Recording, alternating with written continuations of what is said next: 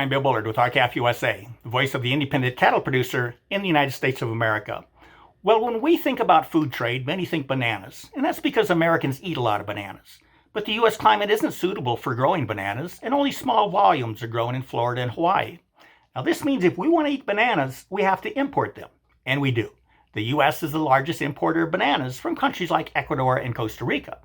Now, few would argue that importing bananas is bad, because it isn't, even though we do run a huge trade deficit in bananas, meaning we import far more bananas than we export. But the point is that this exemplifies good trade. The U.S. needs more bananas than it can produce, so it imports bananas. And this is how trade in food started. We imported what we needed but couldn't produce enough of, and we exported what we produced too much of and what other countries needed. But trade evolved.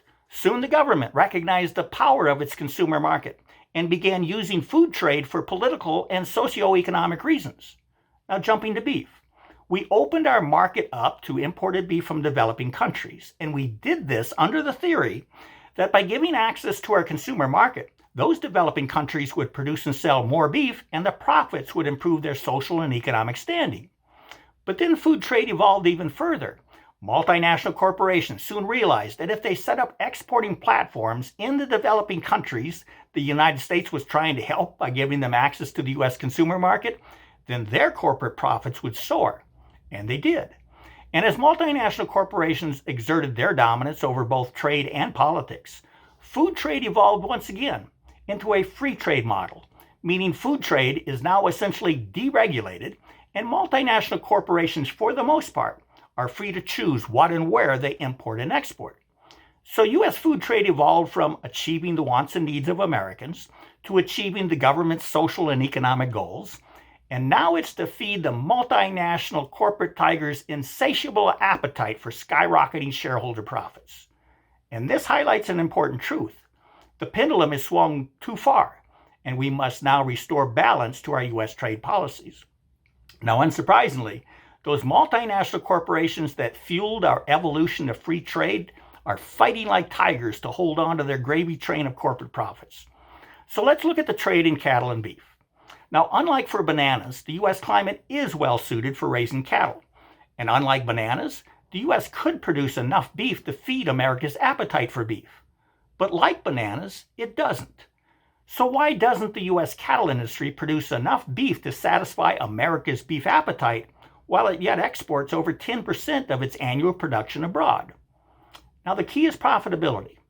If it were profitable for America's cattle farmers and ranchers to produce enough beef to satisfy America's beef appetite, then they would. But it's not been sufficiently profitable to do so, as evidenced by the long-term declines in the number of cattle operations, the number of cattle in the U.S. cattle herd, and the number of U.S. feedlots. Now, this evidence is reinforced by U.S. Department of Agriculture data that show long-term lack of profitability for both U.S. cow-calf producers and cattle feeders. So why the lack of profitability? Well, ground beef is the number one beef product sold in America, and multinational corporations such as McDonald's want to sell that ground beef at the lowest possible price.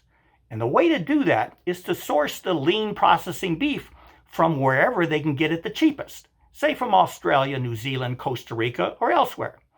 But that imported lean beef isn't flavorful enough, so it's mixed with a trim produced from America's fed cattle. Now, lean beef imports explain why prices for America's lean cattle, cull cows and bulls, for example, remain relatively low for many years. That is until very recently.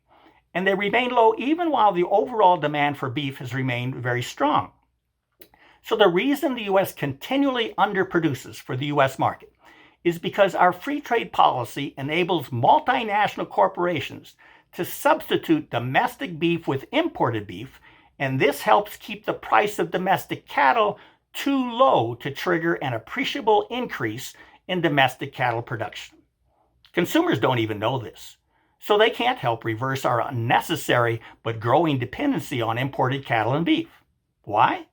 Because America does not label beef according to its country of origin. But it would if we passed the American Beef Labeling Act, Senate Bill 52, and we should.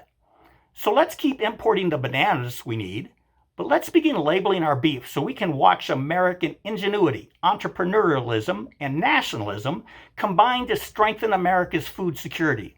which will occur as we become self-sufficient in beef production here in the United States of America.